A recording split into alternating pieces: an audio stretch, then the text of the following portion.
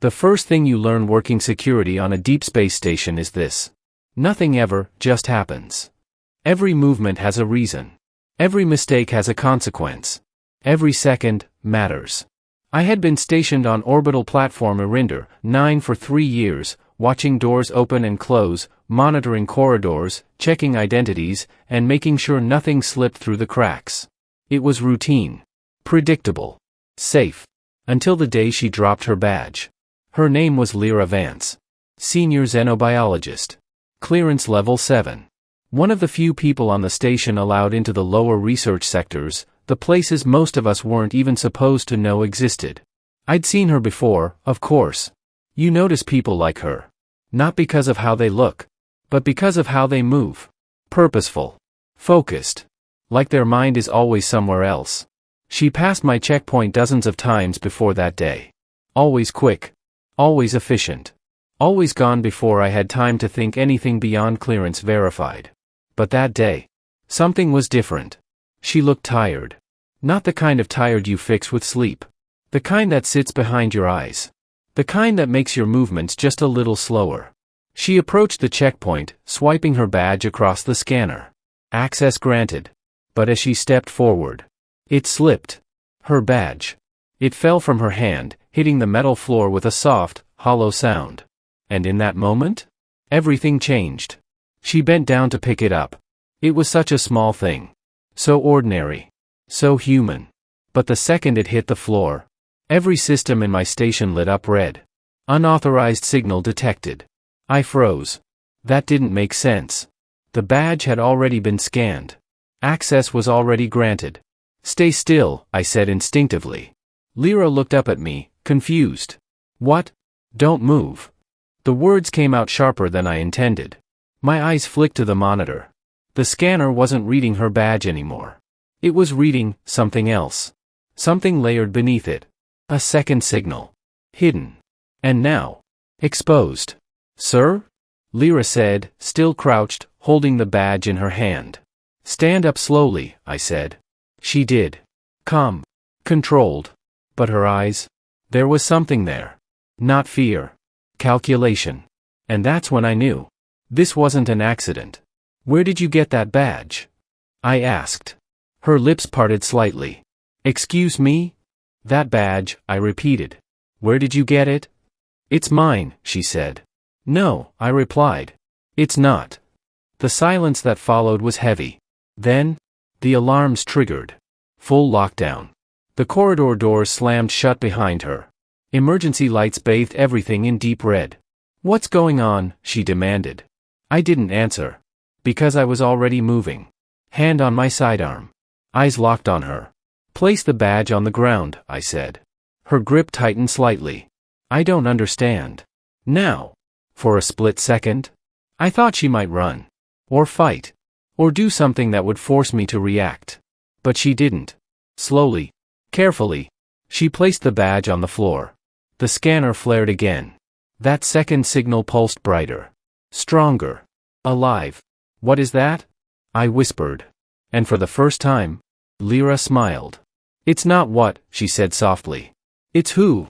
The temperature in the corridor seemed to drop. What did you bring onto this station?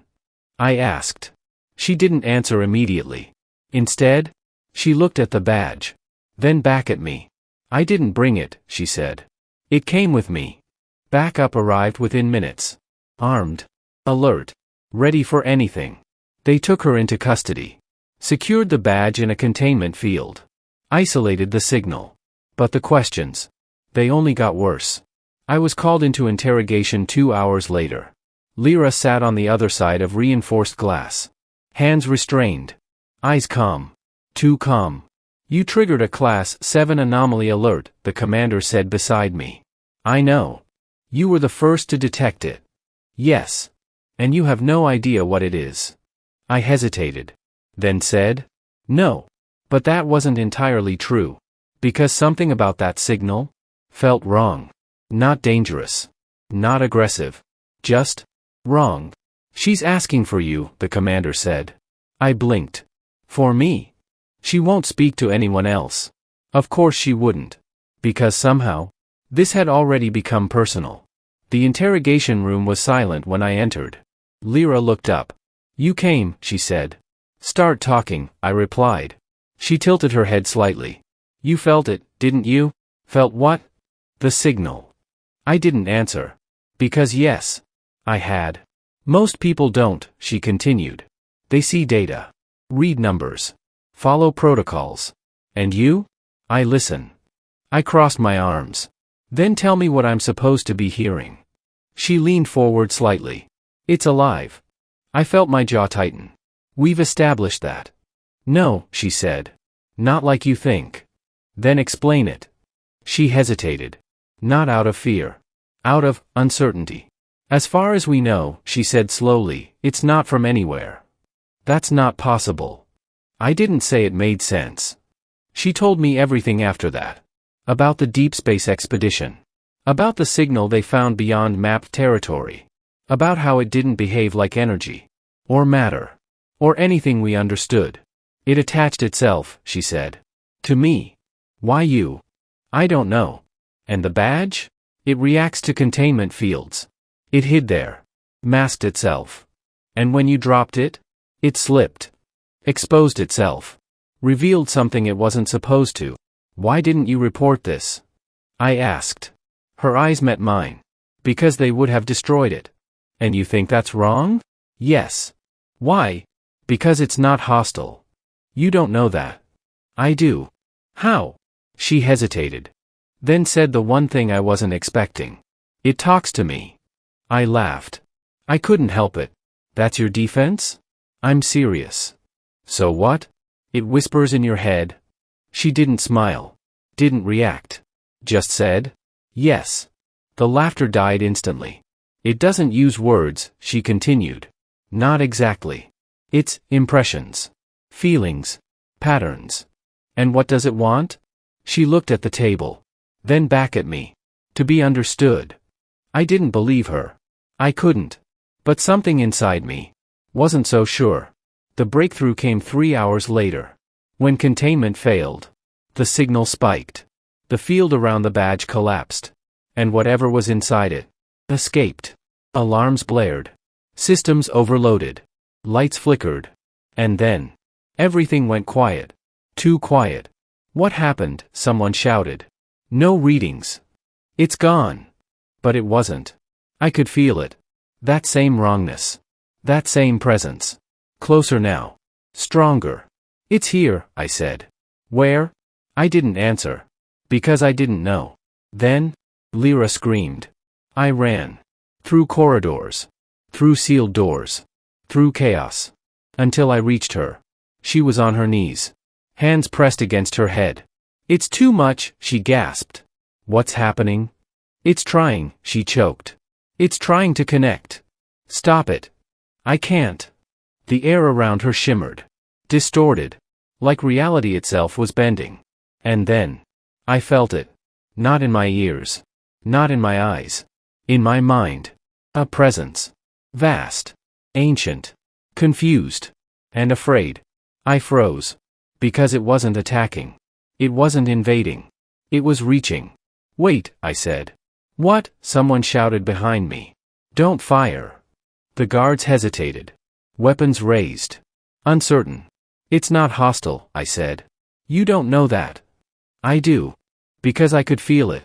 Because in that moment, I understood. It wasn't trying to hurt us. It was trying to be seen.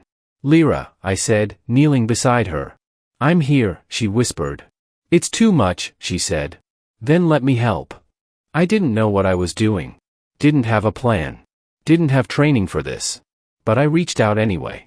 Not physically. Mentally. Emotionally. And for a brief, impossible moment. It responded. The noise faded. The chaos stilled. The presence focused. On me. "You see it?" Lyra whispered. "Yes." And in that instant, everything changed. Because it wasn't just communicating anymore. It was learning. Adapting. Becoming. "Who are you?" I thought. And somehow, it answered. Not with words. But with something deeper. Something older. A single idea. I am. That was all. No name. No origin. Just existence. And somehow, that was enough. The distortion faded. The presence settled. Contained, not by force, but by understanding. Lyra exhaled shakily. You did it, she said. No, I replied. We did. Later, they would call it first contact. They would study it. Analyze it. Try to define it. But for me, it all came back to one moment. One small, insignificant event.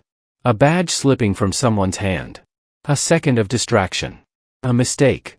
Because sometimes, the smallest moments are the ones that change everything. And sometimes, all it takes is 1 second to meet something the universe has been waiting for. Something that doesn't want to destroy you, or conquer you, or even understand you. Something that simply wants to exist alongside you.